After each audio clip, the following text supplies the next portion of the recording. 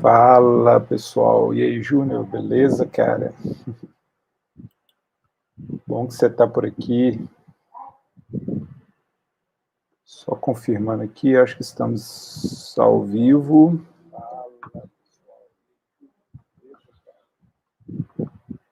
Ótimo.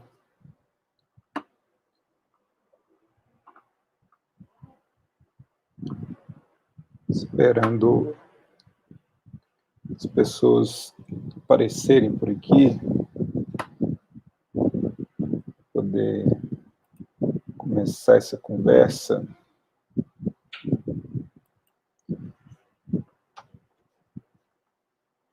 E aí, pessoal, boa noite, quem está chegando.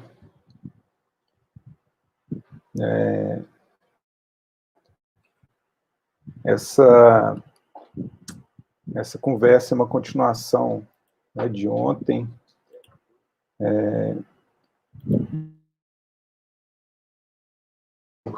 Do meu atual trabalho, que é o Retirada Violenta.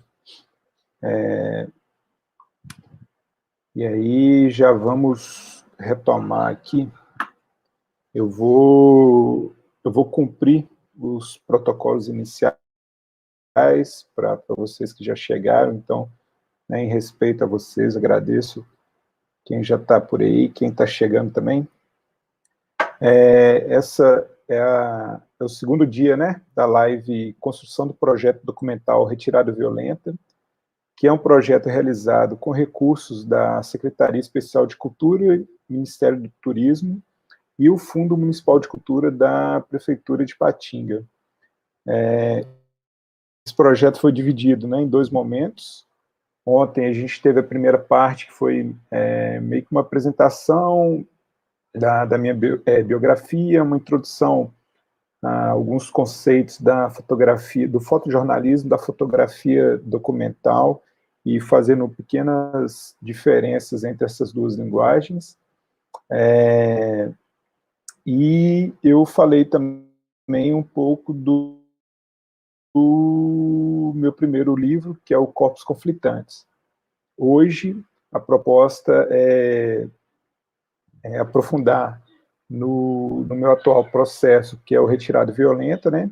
Falar um pouco de como definir, como viabilizar, na verdade, como que eu costumo fazer isso, né? Não é uma receita de bolo, vou falar da minha experiência, de como que eu costumo definir, como que eu viabilizo meus trabalhos, falar um pouco da minha experiência também em abordar as pessoas que eu costumo conversar e que são quase que coautores, né, dos meus projetos, porque eles se permitem trabalhar comigo de uma maneira cúmplice, né, com as minhas propostas. Ontem eu cometi alguns erros, né, coisa de principiante aqui, em fazer essa apresentação nesse formato que eu propus. Então, eu vou tentar corrigir, porque vocês que eram minha equipe técnica não me alertaram para isso, mas na hora que eu fiz as projeções do slide, dividindo a tela, ficou um pouco ruim a visualização. Então, hoje eu vou procurar colocar uma dinâmica diferente, né, para ficar mais legal para a leitura e, ao mesmo tempo, para a gente ter essa interação, né? Porque como esse contato é só virtual, esse face a face que a gente não tem do contato direto, eu vou tentar não deixar tão impessoal, aparecendo em alguns momentos, mas também valorizando um pouco mais as imagens, já que ontem eu tive esse pequeno deslize aí, né? E reforço o convite para vocês que estão aí, que participem, né, e que mandem perguntas, que eu saiba, dentro das minhas limitações que eu possa responder, para a gente ter uma conversa também mais bate-papo, né, e menos monólogo. Acho que tem várias pessoas que são muito bem resolvidas em produzir monólogo, não é o meu caso. Então, se vocês participarem comigo, eu tenho certeza que vai ser uma conversa mais fluida, né? Menos truncada, digamos assim. Ontem, eu vou fazer uma breve retomada aqui, até porque eu não sei quem acompanhou ontem, mas também em respeito a quem acompanhou ontem, também não vou delongar demais, mas eu vou fazer uma breve introdução, né, falar um pouquinho de mim, do meu trabalho, que eu sou jornalista, sou graduado pela Unileste, que é o Centro Universitário do Leste de Minas, aqui no Vale do Aço, né, o campus em Coronel Fabriciano. Eu tenho uma pós-graduação em Cinema e Linguagem Audiovisual pela Estácio de Sá. Atualmente estou mestrando no Programa de Estudos Rurais da UFVJM, no campus de Diamantina, e já participei de alguns processos de formações livres. Fiz uma residência no Centro de Fotografia de Montevidéu, no Uruguai, tive uma bolsa de residência com a Caravana Magnum, algumas vivências também com o grupo de dança contemporânea durante o Projeto Ligado em Córdoba e Buenos Aires. Enfim, é um processo de construção de repertório que eu acredito que influenciam muito na minha forma de fotografar, né? E eu queria reforçar também rapidamente que dentro do jornalismo eu venho de uma formação de um curso que era pautado, né, nos conceitos do novo jornalismo, que foi trazido pelo Tom Wolfe na década de 70, um teórico norte-americano. E aqui no Brasil esse conceito é conhecido como jornalismo literário, que é uma forma de trabalhar o jornalismo de uma maneira mais interpretativa, menos rígida, no sentido de que valoriza-se a subjetividade do autor, né? Então, toda essa bagagem, todo esse repertório que cada um e cada uma carrega, isso influencia na forma, né, que a gente escreve, na forma que fotografa, que filma, que apresenta. Então, dentro desses conceitos, isso é valorizado, o que não significa de maneira alguma que não tem que ser feito um trabalho de forma responsável, né? Dentro dos preceitos do jornalismo, de apuração, de ouvir várias fontes, né? O que acontece, na verdade, é que não tem uma defesa de uma tentativa de objetividade que a gente acredita que praticamente não é alcançada, né, em função disso tudo. A forma que eu olho para o mundo é diferente de cada um em função daquilo que eu sou, principalmente, né, de como que o mundo me molda. E aí, dentro desse conceito, né, do novo jornalismo, teóricos da fotografia também trabalham com essa questão, com essa subjetividade, essa autoria dentro dos trabalhos noticiosos, né, que é o fotojornalismo e o fotodocumentário. Eu peguei como base para essa conversa uma entrevista do Fred Riching, que é diretor do Instituto do Centro Internacional de Fotografia de Nova York, é o ICP. É uma entrevista que ele deu para a revista Zoom em 2014, que ele fala da crise do fotojornalismo. Então, enfim, é uma pessoa muito legal, teórico, né, dentro dessas questões que defendem a subjetividade do fotógrafo. E aí não é um discurso isolado, né?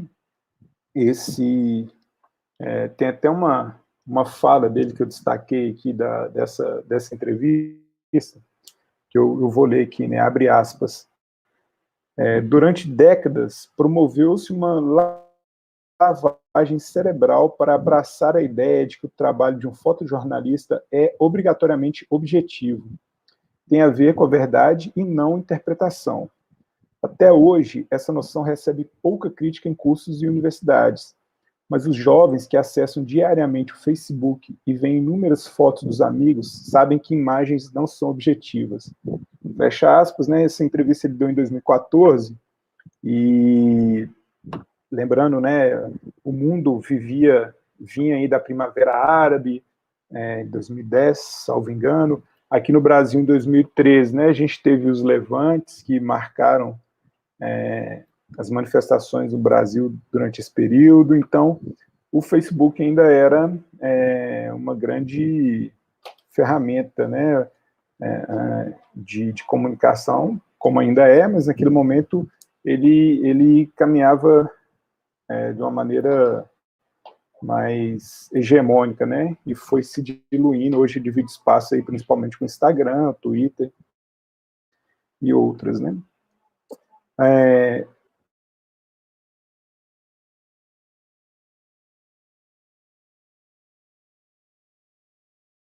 também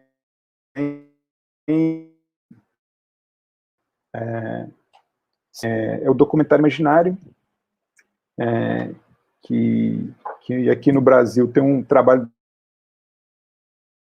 aí,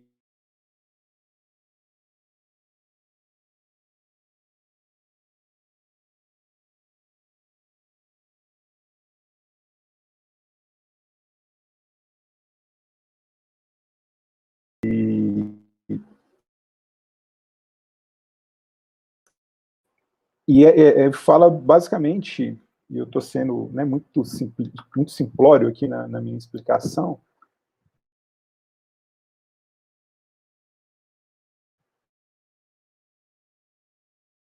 os fotógrafos, eles apegados à ideia da objetividade, né, desse espelhamento do real, porque o que a gente faz não é um recorte do real, sempre as, as condições técnicas que a fotografia oferece para poder para interpretativos, mais autorais dentro dessa. Tem também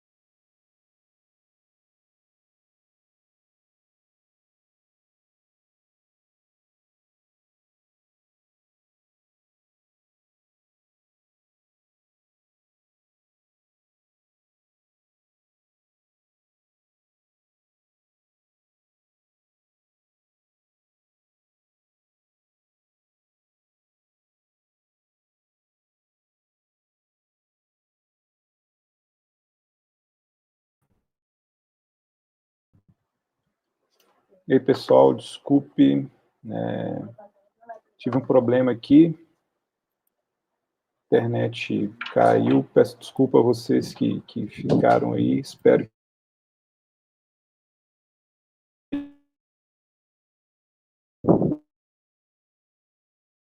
por gentileza, se estiverem me ouvindo, verificando aqui se eu...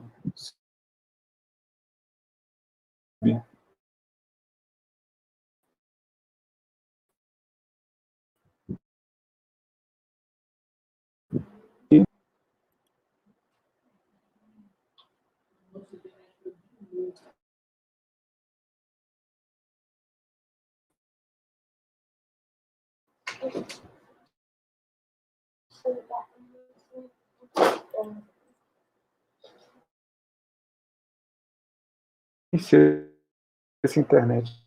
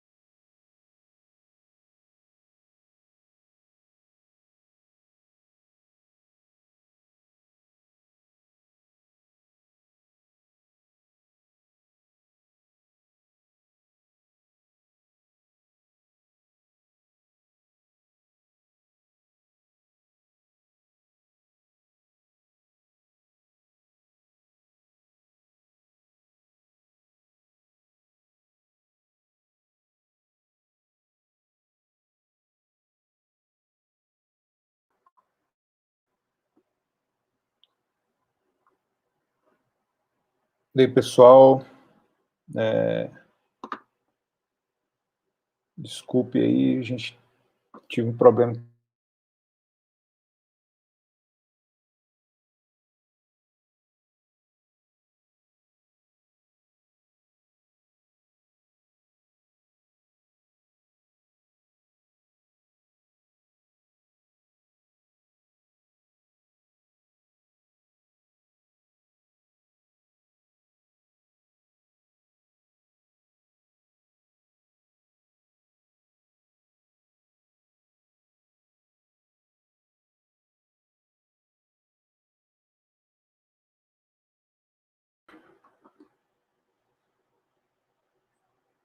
Temos alguns guerreiros aí resistindo. Vocês estão me ouvindo de novo aí, gente, por favor?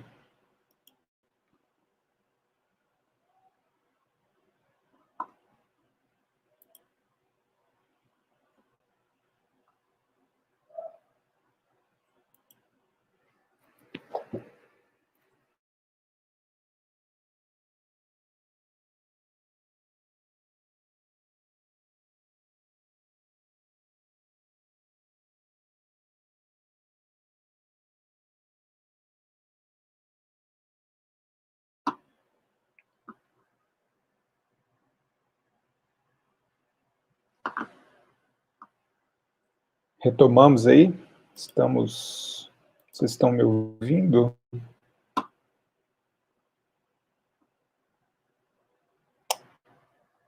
Bom, peço desculpas aí, mas fugiu do controle, porque acaba passando por problemas técnicos aqui. Mas eu vou retomar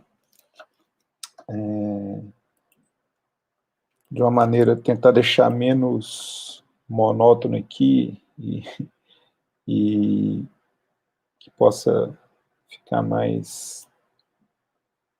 Boa, Cadu, obrigado pelo retorno aí. Deixa eu dividir minha tela aqui para vocês verem rapidamente, então. Eu gosto de fazer essa apresentação que fala um pouquinho do que é esse trabalho, né? Quem que é essas pessoas que estão nessa retirada violenta, que são encarados como esse ser que está na contramão, atrapalhando o tráfico, por muitos que estão no lugar de decisão.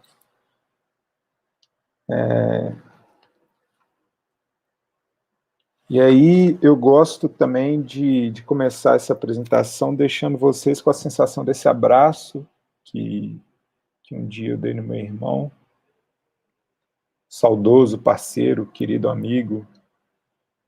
E essa imagem, que eu vou dar uma... voltar nela aqui. Essa imagem também eu gosto de mostrar porque ela foi a primeira vez que eu fotografei de uma maneira a tentar promover uma certa interpretação do mundo, sabe? Eu vi esses meninos brincando com isso no trem, e aí eu tentei de alguma maneira criar essa situação. Enfim, foi um exercício que pela primeira vez eu me senti fotografando artisticamente, né? E aí... Opa, desculpa, galera. Hoje tá demais, né? Deixa eu voltar aqui para minha tela. Ei, Irla, boa noite. Eu fui tomado aqui por alguns problemas técnicos, aí agora eu tô retomando de uma maneira mais... tentando corrigir aqui os erros que estavam acontecendo.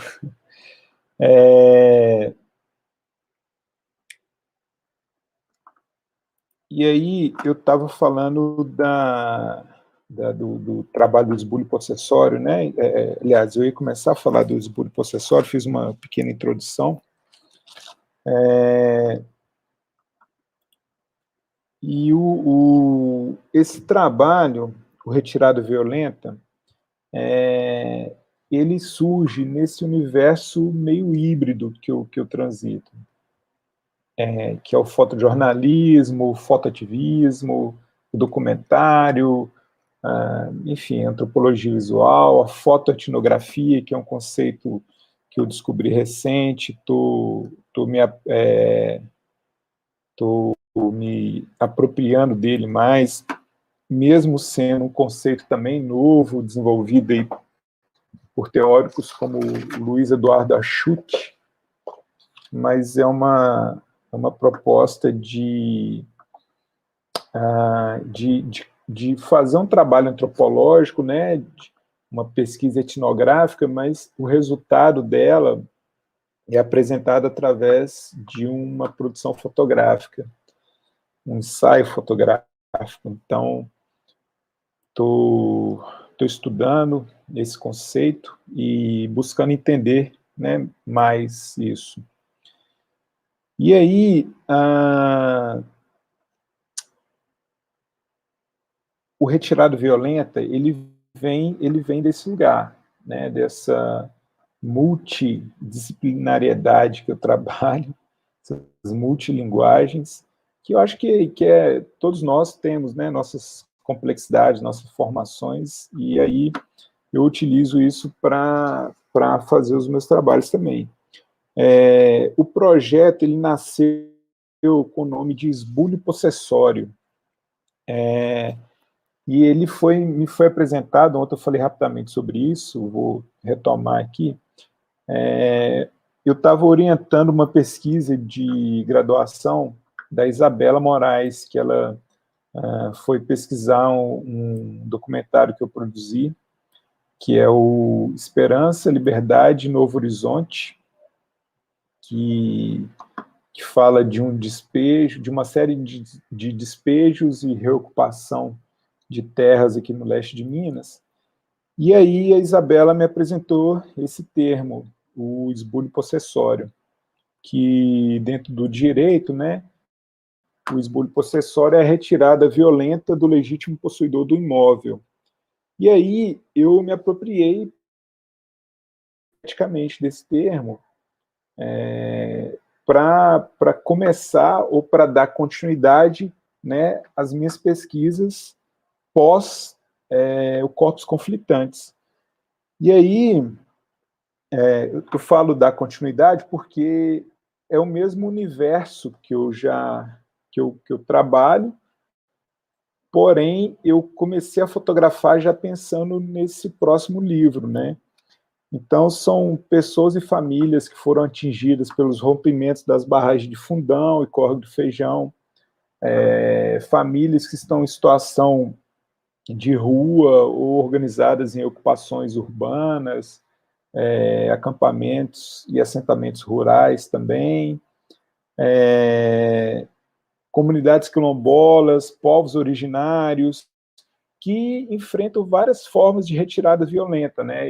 Eu amplio, como não é um trabalho jurídico, eu amplio essa noção da retirada violenta para essa retirada não só física, né, da casa, do imóvel, mas também dos direitos, os direitos fundamentais, né, que são previstos na nossa Constituição, principalmente a Constituição Cidadã de 88.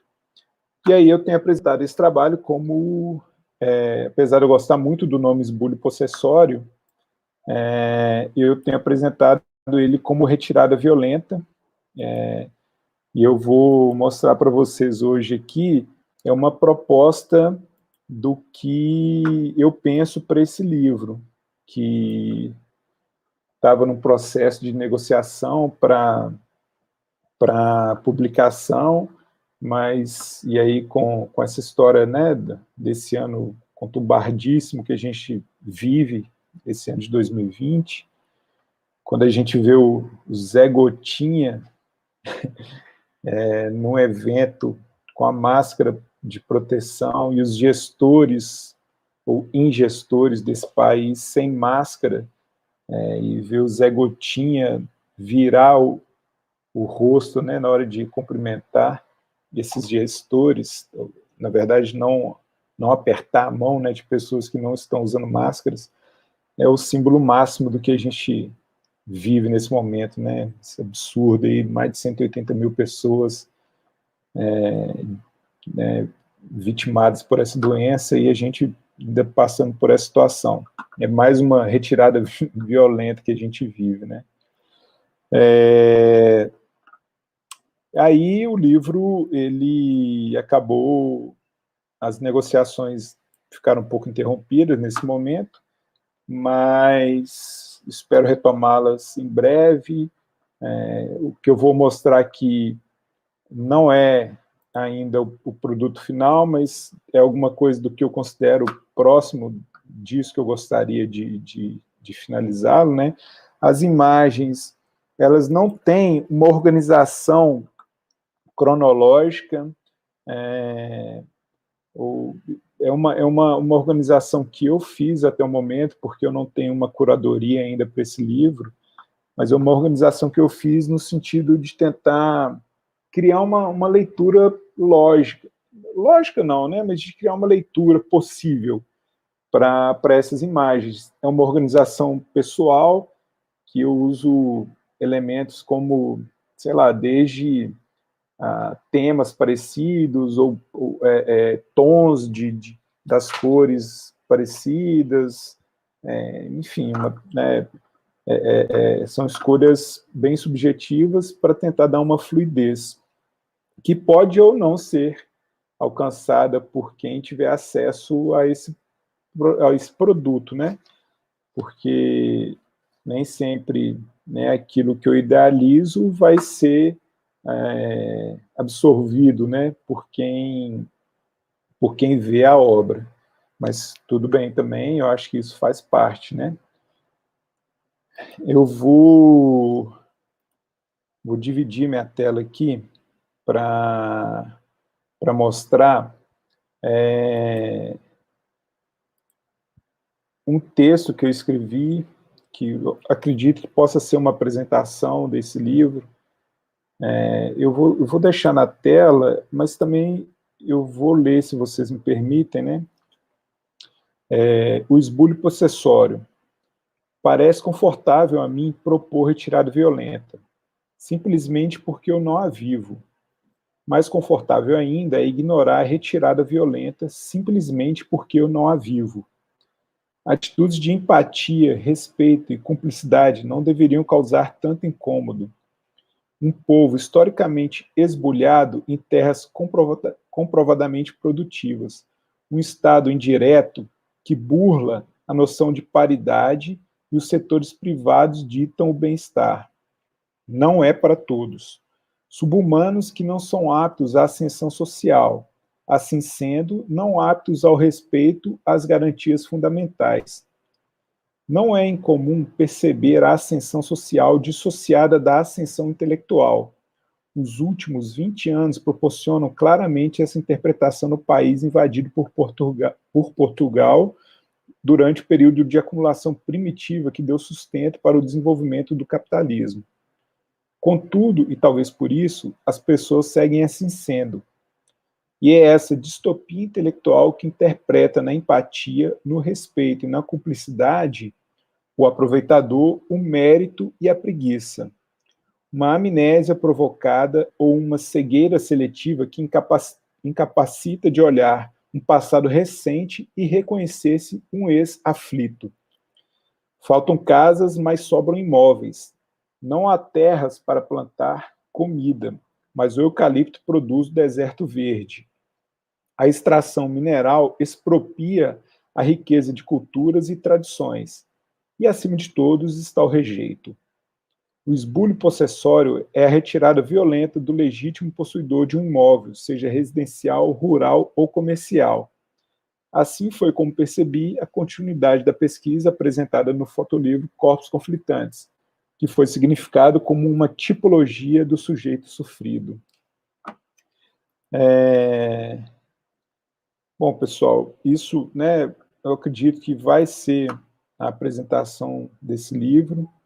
E aí, na sequência, eu vou mostrando aqui algumas imagens, mas eu gostaria também, de tempos em tempos, eu vou voltar nessa tela aqui para ver, acompanhar os comentários também, porque seria muito legal ver de vocês a impressão de vocês, né, ou ler as impressões de vocês, como que, ou dúvidas, enfim, né, que a gente possa ter essa interação, para que seja, né, igual eu já falei no início, para que seja um bate-papo e não um monólogo. Eu vou apresentar aqui, então, a sequência de algumas imagens. Essas fotos iniciais são de áreas atingidas pelo rompimento da barragem de Fundão, lá em Paracatu de Baixo. Isso foi em 2015, né, logo após o rompimento. O rompimento foi no dia 5 de novembro de 2015, e eu cheguei lá bem no início desse processo. Não cheguei nos primeiros dias, mas cheguei nas primeiras semanas. E aí tem toda essa situação, né, da lama ainda molhada. Eu afundei na lama, de ver as pessoas ainda desesperadas procurando corpos, procurando objetos de casa. Enfim, é uma situação extremamente, uma experiência de vida muito forte. Obviamente que para quem passou e sobreviveu, mas também para a gente que estava acompanhando isso de alguma maneira lá, né? Essa imagem é de uma ocupação Bubas, em Foz do Iguaçu, no Paraná. a convite do Bruno Soares, que é um jornalista que transita entre o Vale do Aço e Foz do Iguaçu. Eu fiquei lá, a gente ficou lá uma semana ouvindo as histórias dessas pessoas, e foi uma acolhida incrível. Os moradores e as moradoras muito com experiências de vida muito marcantes, e também, ao mesmo tempo, muito acolhedores, assim, parecendo até um pouco o povo mineiro, sabe? Achei bem legal isso. E dentro da simplicidade dele, dentro do universo, às vezes limitado, no sentido de recursos, né? Eles eram muito acolhedores, generosos, e compartilhando, né, o pouco que tinha, assim, foi muito legal esse momento lá. Essa imagem é do acampamento Esperança, que é uma... O acampamento Esperança, ele foi formado por famílias que, daqui do leste de Minas, algumas atingidas indiretamente pelo rompimento da barragem de Fundão. Elas tiveram um poder de compra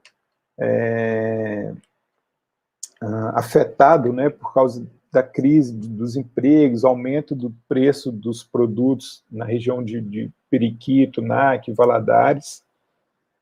E aí foram acolhidas pelo MST no sentido de promover uma luta pela terra, de tentar produzir alimentos livres de agrotóxicos, né, para a produção familiar, que hoje, junto com o Assentamento Liberdade, eles atendem feiras agroecológicas da região de Valadares. Nesse dia, eles já tinham passado por um despejo, tinham reocupado esse acampamento, que é o Novo Horizonte, mas também eles estavam antecipando a colheita, porque eles iam sofrer um outro despejo e passaram a ocupar uma outra região de Açucena, que é onde eles estão hoje. Essa imagem é de uma família, uma casa de uma família à beira do Rio Doce, aqui em Paba, na comunidade... Poxa, esqueci o nome agora aqui, mas comunidade ribeirinha, né, ali do Ipaba, e eles também passaram por esse processo de perda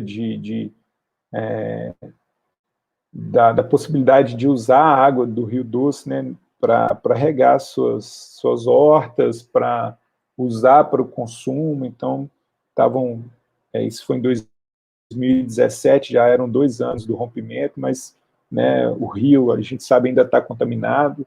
Essas pessoas estavam nessa situação ainda.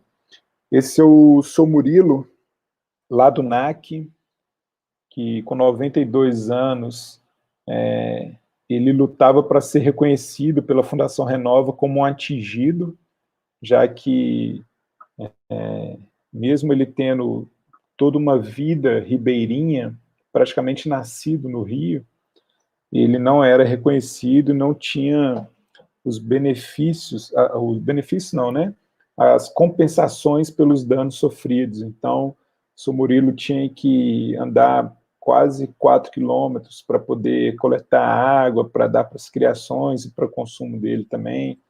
Enfim, um processo muito difícil.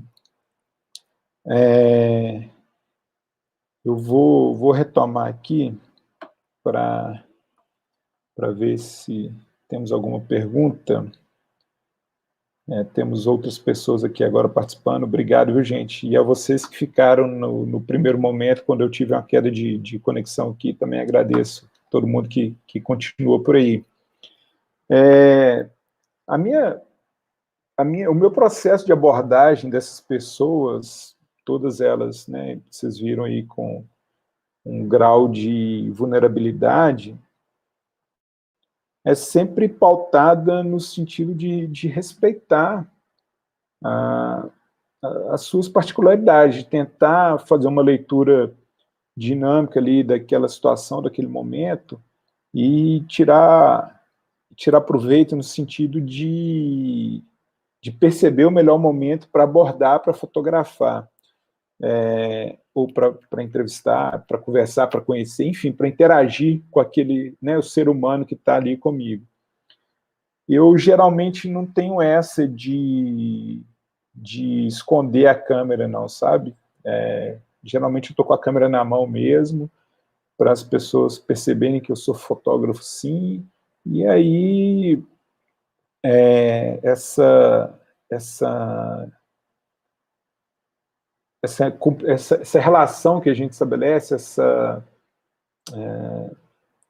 enfim, essa interação mesmo, né? Essa conquista me fugiu a palavra aqui, mas de respeito, de confiança para eu poder fazer meu trabalho, passa por isso também, por eles compreenderem que eu estou ali, né, para contar uma história mesmo, e aí, de alguma maneira, eu utilizo de algumas ferramentas, algum mecanismo que eu desenvolvi para seja uma piada para quebrar um pouco o clima, ou de ajudar numa tarefa para depois fotografar, sabe? Tudo isso faz parte desse processo, assim. Lá em Bubas, por exemplo, teve um dia que a gente estava caminhando lá, e aí eles estavam recebendo doações de feira, né? A Xepa, o resto de feira. E aí, boa, Wilson, você mandou aí para criar um vínculo. Obrigado, cara, por me ajudar. É isso aí, para criar esse vínculo com as pessoas. Então, lá no Bulbas, eles estavam recebendo um caminhão de doação de resto de feira. E aí eu parei de fotografar para poder. Estava chovendo e tal. Eu parei de fotografar para ajudar a descarregar aquele caminhão, até porque era dali também que ia sair né, a salada que eu ia comer. Então, eu ajudei a descarregar o caminhão, claro que também eu vou intercalando, né? Descarrego o caminhão e vou fotografar, porque eu preciso dessas imagens também. Mas faz parte desse processo, né? De criar esse vínculo com essas pessoas. Vou retomar aqui a apresentação do slide e já eu volto aqui na sala do bate-papo para eu ver se tem alguma pergunta. Esse é o Kevinho, também do Acampamento Esperança. Essa é a Capela de Santo Antônio, lá em Paracatu de Baixo, também atingido, né, pelo rompimento da barragem de Fundão. Essa Capela de São Bento, e nesse dia estava rolando a boda de prata, a comemoração de boda de prata, né, do Marcos e da Marinalda. Isso foi na semana do Natal de 2017. Eles se casaram nessa igreja em 92 e estavam comemorando a boda de prata em 2017. Tem outras imagens dessa celebração, mas eu não achei que seria o momento aqui do Retirada Violenta, sabe? Mas tem os arquivos dele. Lá Bento também. Essa é a comunidade Giral, em Araçuaí, na Chapada do Lagoão, que é uma comunidade que está numa região que é conhecida como a Caixa d'Água ali de Araçuaí, Tinga, e as comunidades do entorno, e que está sofrendo assédio da mineração, né, o lítio, que é usado para fazer as baterias aí dos nossos telefones celulares, dos notebooks, dos carros elétricos.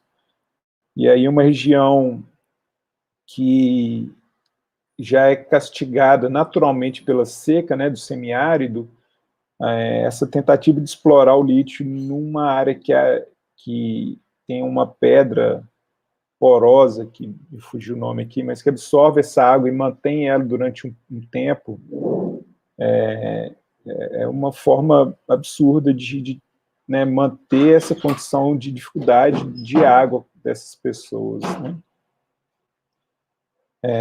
Sei lá, também em Tinga, num rio que possivelmente recebe rejeito da CBL, que é a Companhia Brasileira de Lítio, que já está lá instaurada, lá já explorando em algumas áreas, e eles buscam expansão, né, junto com a outra empresa que é a daqui a pouco eu lembro o nome dela, gente. Esse é o Coura, na comunidade quilombola do Baú, lá em Araçuaí também. Uma pessoa muito generosa, Coura. Isso é o acampamento Esperança, aqui em Açucena. Isso é o resultado de uma noite, né,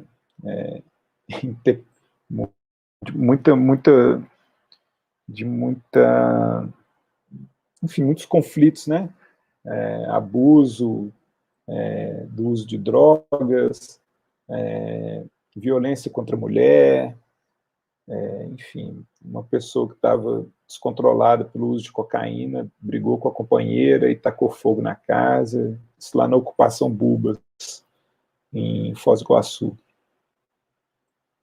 Também é um barraco do acampamento Esperança, né, as pessoas lutando pelo direito à terra, que é um direito constitucional também, de ocupar terras improdutivas, e é o que eles estavam fazendo nesse local. Também a ocupação Bubas. A gente tem no Brasil, né, um histórico de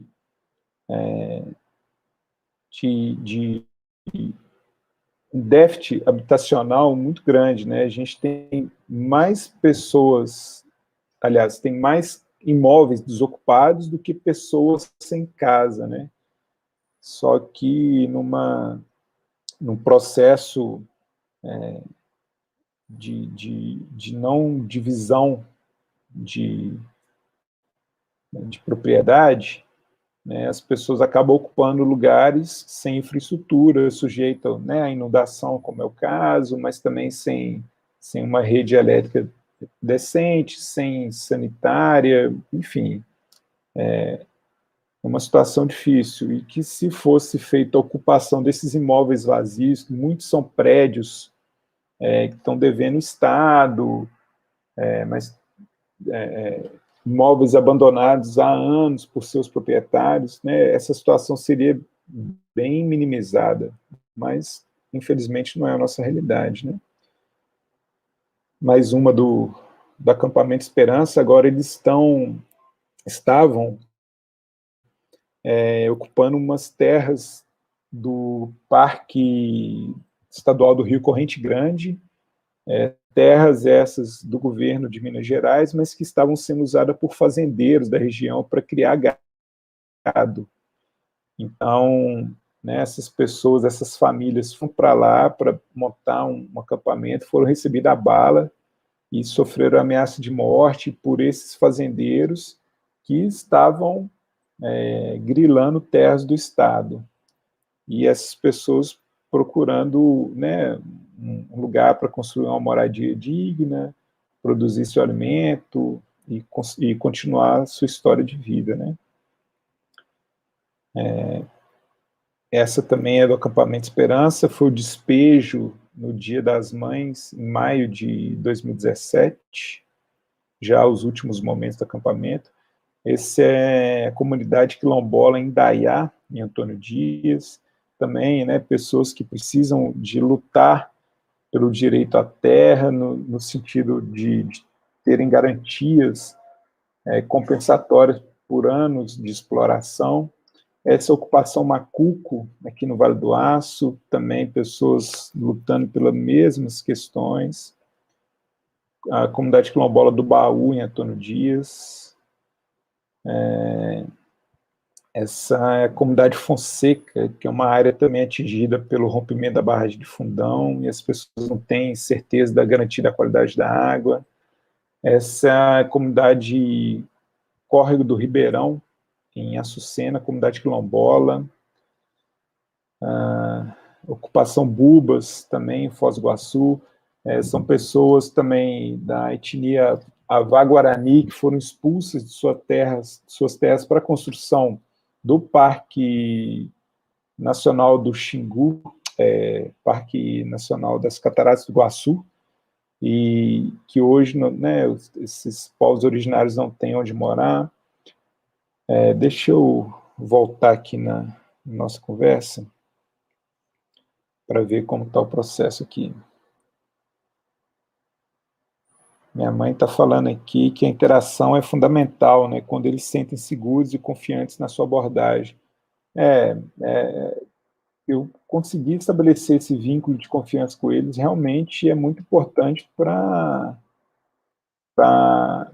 que eles se permitam, né, a aceitarem as minhas propostas de fotografá-los da forma que, às vezes, eu me proponho, assim. Então, por isso que eu falo que eles também são muito generosos comigo, né, nesse sentido.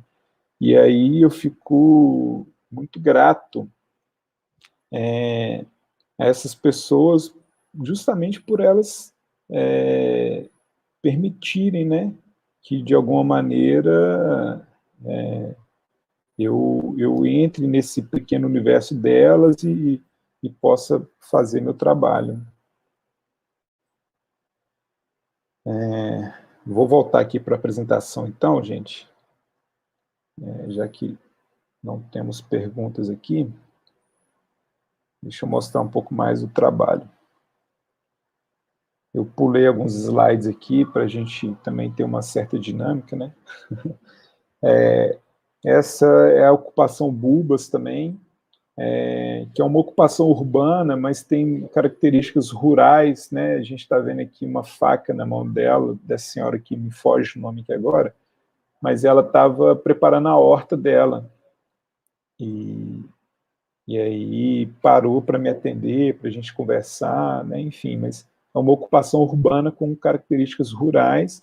Essa é a Norma, que ela é paraguaia e mora lá em Bubas também. Tem uma rua lá que é só de paraguaios, famílias paraguaias que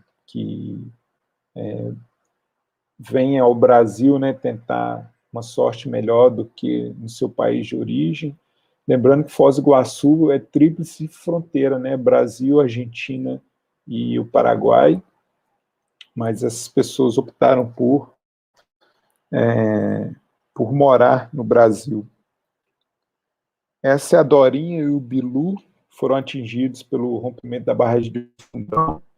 Eles passaram, imagina, né, esse casal já idoso, né, pessoas muito generosas também, muito alegres, mas passaram 9 dias ilhados no alto de um morro perto da casa deles, sem energia elétrica, sem contato direto com outras pessoas, né, só ao longe, através de uma comunicação como era feito antigamente, né, das terras cantadas, que uma pessoa era dona da terra até onde a voz dele alcançava. Era assim que a Dorinha e o Bilu se comunicavam com outras pessoas também, gritando do alto do morro onde eles estavam, tentando saber a situação, receber notícias dos filhos, e aí teve um momento que eles começaram a conseguir a receber, o filho conseguiu chegar mais próximo e arremessar vela e mantimentos para que eles pudessem passar mais os dias com um pouco mais de dignidade, apesar da situação. Esse é o José Cândido, numa comunidade em Conceição do Mato Dentro, comunidade de Socorro, lá no sítio do Marimbondo. O José Cândido nasceu e mora há quase 80 anos nesse sítio do Marimbondo, e eles não têm energia elétrica até hoje. Esse trabalho eu fiz em 2018, e há cerca de 1 mês e meio, a filha dele me mandou uma mensagem falando que a situação continua a mesma, assim, não tem energia elétrica, não tem acesso, né, nem a energia rural, que é um pouquinho mais fraca, e aí dependem de gerador e iluminação através de velas e lanternas, como no caso aí, né. Isso foi uma reportagem, deixa eu voltar aqui para o chat aqui. A história do José Cândido foi uma pauta que eu propus para o Brasil de Fato, e aí eu fiz esse trabalho durante a Copa de 2018, que a ideia basicamente era circular por lugares, o Brasil, né, com esse estereótipo do país do futebol, eu estava circulando por lugares onde as pessoas não estavam vendo a Copa, por algum motivo.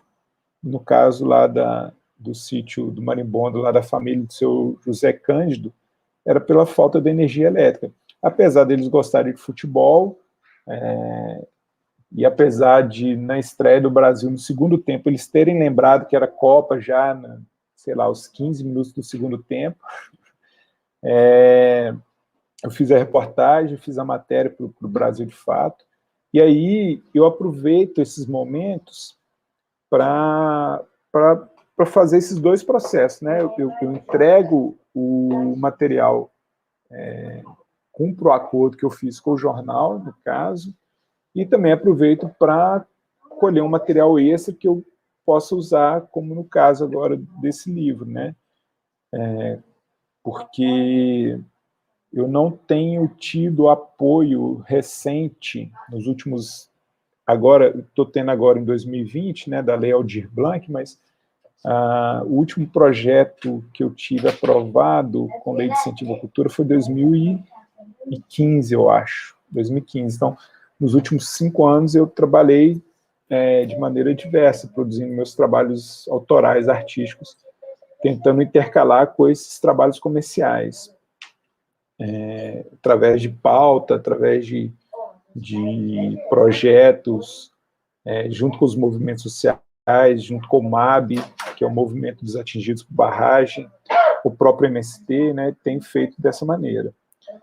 E aí, mãe, você me perguntou se eu já ouvi um não, né, e logo depois essa pessoa disse sim. Já aconteceu, e algumas vezes, não lembro se nas fotos que eu passei aqui, não, lembro sim, aquela senhora que estava com as mãos, né, tinha uma faca na mão, ela, quando eu cheguei para fotografar, eu fiquei, era o fim de tarde, então é aquela luz que muda muito rapidamente, e eu estava muito afoito, né, porque eu não queria perder aquela luz que estava batendo nela ali. E aí cheguei daquela maneira errada, já querendo fotografar logo de cara, e ela falou, não, que isso, o que está acontecendo? E aí eu rapidamente, né, dei aquela respirada, conversei com ela, me apresentei melhor, falei o que eu estava fazendo ali, e que era muito importante que eu fizesse a foto naquele momento e explicasse melhor depois, para não perder a luz que estava batendo na mão dela. Deixa eu ver se eu consigo voltar rapidamente aqui, que eu acho que está perto essa imagem, né? Mas, e aí eu expliquei para ela o que era, e aí eu consegui, né, iluminar aqui essa luz amarela que bate aqui na mão, pega um pouquinho do rosto dela, nas duas mãos, na verdade, né? Porque logo na sequência, né, essa luz se foi, assim, já era, sei lá, umas 6 horas, 18 horas, né, alguma coisa assim, eu já estava perdendo essa luz. As minhas imagens que vocês estão vendo aí, via de regra, quase todas elas, é o arquivo original. Eu, como vem de um processo, né, do jornalismo, eu não tenho essa linguagem de muita edição, de pós-produção das imagens, então o meu fazer ele é um pouco tradicional, no sentido de pouco conservador nesse sentido, assim, de não intervir na imagem. Eu uso um filtro de densidade neutra, que eu gosto, para minimizar um pouco as altas luzes, né? E aí, às vezes, eu corrijo um pouquinho de contraste ou de, né, uma superexposição de uma janela, alguma coisa assim, que eu corrijo um pouco, mas geralmente os arquivos são muito próximos do clique, assim, do original. É uma característica minha, né? Eu acho que tem pessoas que trabalham com edição e está tudo bem. Eu acho que, na verdade, isso tem que ficar claro, né? Num trabalho jornalístico, isso não pode ser feito para, na minha opinião, não pode ser feito para ludibriar as pessoas. Eu acho que pode ser feito para reforçar uma intenção que o fotógrafo quer passar, né? Mas não para ocultar uma coisa que você não conseguiu, uma história que você não conseguiu contar pelas suas imagens, por exemplo, né? Enfim, manipular a imagem nesse sentido, eu não concordo. Eu vou dar uma acelerada aqui também para a gente mais ou menos caminhar para o fim daqui a pouco. Por favor, gente, mandem perguntas, viu? Vou retomar aqui a apresentação. Deixa eu ver em qual parte que estamos. Tem uma imagem aqui que é da colônia Santa Isabel, que é uma comunidade que pertence a Betim,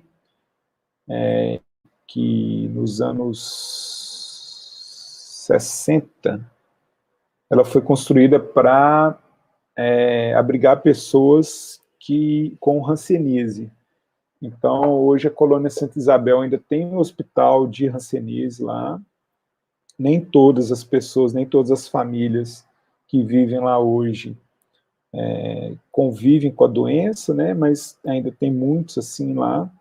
E eles também foram atingidos porque o rio Paraopeba passa dentro da comunidade. Então, isso foi logo depois do rompimento da barragem de Córrego do Feijão, em Brumadinho, que eu tive nessa colônia Santa Isabel. Na sequência, tem uma imagem esse crucifixo na comunidade Córrego do Narciso, em Araçuaí, comunidade quilombola, uma comunidade que está a 5 quilômetros da barragem do Calhauzinho, que é uma barragem de água que abastece plantações da região, e essas pessoas da comunidade do Córrego do Narciso, apesar de estarem 5 quilômetros da barragem de Calhauzinho, para ter acesso à água, muitas vezes elas têm que andar 7 quilômetros para poder encher a caixa d'água delas. E o caminhão-pipa que a cidade oferece passa a cada 60 dias e com uma quantidade de água bem reduzida para cada família. Então, é um absurdo, assim. Essa comunidade Córrego do Ribeirão, quilombola, Córrego do Ribeirão, em Chapada do Norte, também no Vale de Jequitinhonha. Essa imagem é da água que as pessoas da comunidade quilombola do Baú, lá em Araçuaí, consomem. Eles têm pouquíssimos pontos de coleta de água e estão todos eles contaminados, né, por rejeito de mineração, extração de granito que eles têm lá próximo à comunidade. Então, essa é a água que eles consomem, é a água que eu consumi o período que eu passei lá com eles também. É uma água barrenta, né? Parece cal para caiar a parede das casas, mas é a água de beber, a água de tomar banho, a água de cozinhar dessas pessoas. Esse é o Celso, o cacique da aldeia Dois Irmãos, em Santa Helena, no Paraná.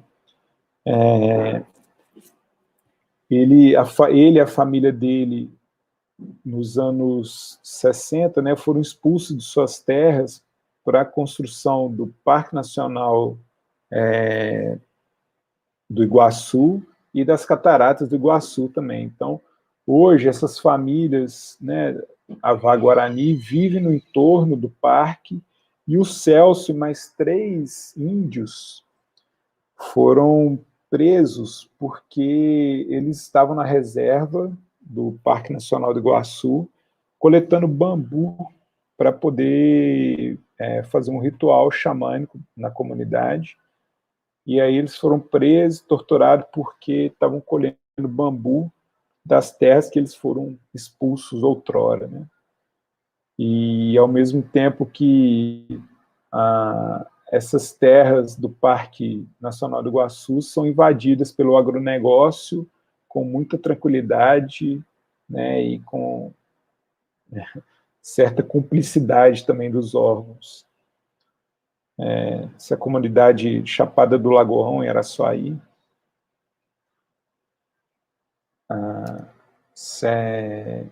comunidade quilombola do Ausente, no Cerro, em Almenara, me fugiu agora o nome dessa pessoa e da comunidade, mas é em Almenara também, já no Baixo Jequitinhonha, uma família também de Almenara, que é uma reportagem que eu fiz para a agência pública em 2019, quando o Bolsonaro falou que não existia mais fome no Brasil, porque a gente não via pessoas esqueléticas, né, andando pelas ruas, mas a gente tem essas famílias vivendo em situações precárias. No caso dessa, eram 8 pessoas morando num barracão de lona de 2 por 7 metros, e, enfim, as crianças não estão esquálidas, mas elas têm consomem baixo valor nutricional nos alimentos que elas consomem, né? Consomem biscoito, bala, doce, o que acaba gerando essa desnutrição também. E aí foi uma reportagem que eu fiz para a agência pública, uma matéria para eles, um ensaio, na verdade, uma reportagem fotográfica, e que eu também aproveitei para produzir, coletar esse material para os meus trabalhos autorais. Essa comunidade quilombola, Córrego do Ribeirão, em Açucena, aqui no leste de Minas, região do Rio Doce. Essa é uma família aqui de Ipatinga, da minha cidade, também, família de mãe solo, passando por vulnerabilidade alimentar. Também uma reportagem, uma matéria que eu fiz que eu escrevi para o Brasil de Fato, contando a situação de 3 famílias aqui de Ipatinga que tinham rendas aproximadamente de R$ 80 do Bolsa Família, para sustentar de 4 a 5 pessoas, e mães solos também, né? Deixa eu voltar aqui para o chat. Temos aqui algumas participações. Williams Gomes, bom saber mais sobre o seu trabalho, obrigado, cara. Cícero Menezes, sobre situações como da mulher fotografada com a faca na mão, talvez a preocupação ética de potencializar, antes de tudo, as pessoas fotografadas, às vezes se sobrepõe à solicitação de consentimento, não é? Cara, de certa forma, sim.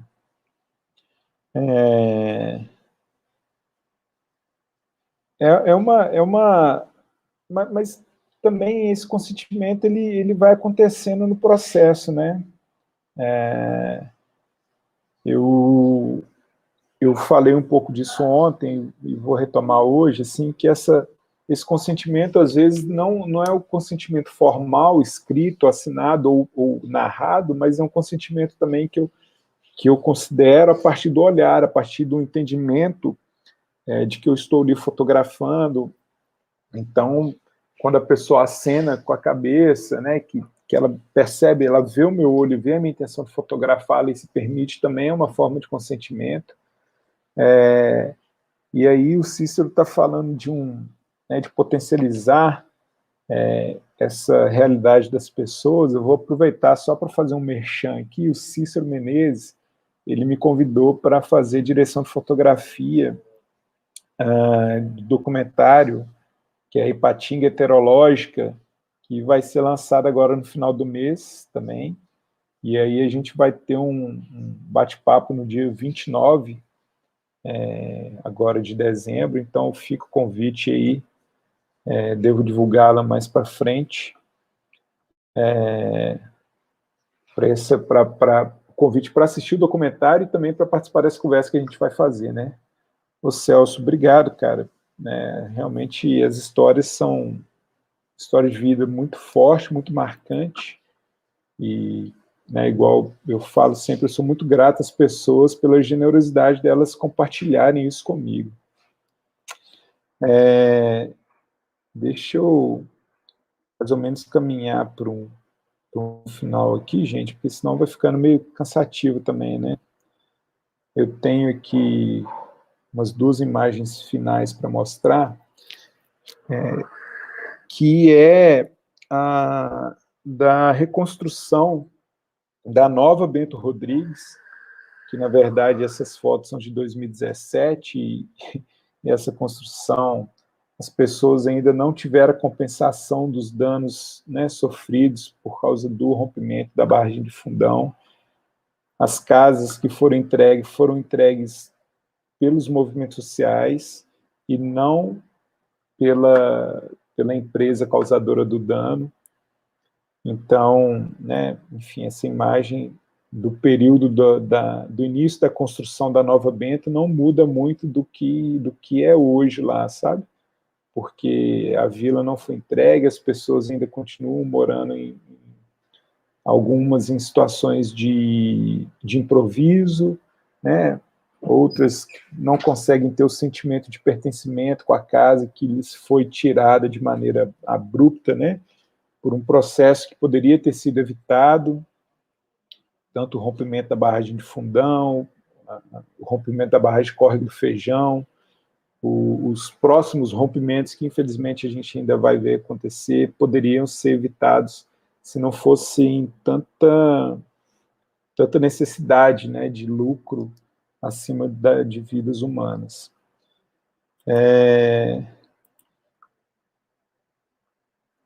Bom, gente, o Retirada Violenta, ele passa mais ou menos por esse lugar.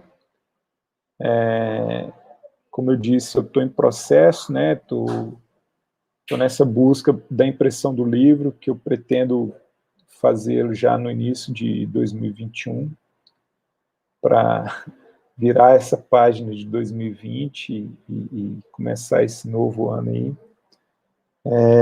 Eu queria agradecer a todos e todas que ficaram comigo aqui até agora, que participaram. É muito importante, né, ter esse feedback. Obrigado, Cadu, meu irmão da vida, que está aí também participando dessa conversa. Então, é isso, pessoal. Queria agradecer, reforçar que essa conversa e esse processo foi possível a partir dos recursos da Lei Aldir Blanc, via Secretaria de Cultura do Ministério do Turismo e a Prefeitura Municipal de Ipatinga. Acompanhe os outros projetos que estão acontecendo também. Tem, né, o Vale do Aço aqui está fervilhando nesse momento, com esses projetos acontecendo dos artistas regionais. Fica o convite para as próximas apresentações. Essa live vai ficar salva, e aí também, depois, quem quiser revisitá-la, também fica à vontade. As minhas redes sociais estão abertas aí para um diálogo de quem quiser continuar essa conversa. Nilmar Lage, as minhas coisas estão todas por aí. E é isso, gente. Eu vou ficar aqui com um recado aqui do nosso bom velhinho, que quando a educação não é libertadora, o sonho do oprimido é virar o opressor. O Paulo Freire sempre nos ensinando aqui. Obrigado a todos vocês que ficaram. E é isso, nos vemos em breve. Obrigado, Wilson, Cadu, Cícero, Celso, minha mãe, mais uma vez participando, Irla, o Júnior, enfim, obrigado, galera, valeu aí, nos vemos em breve.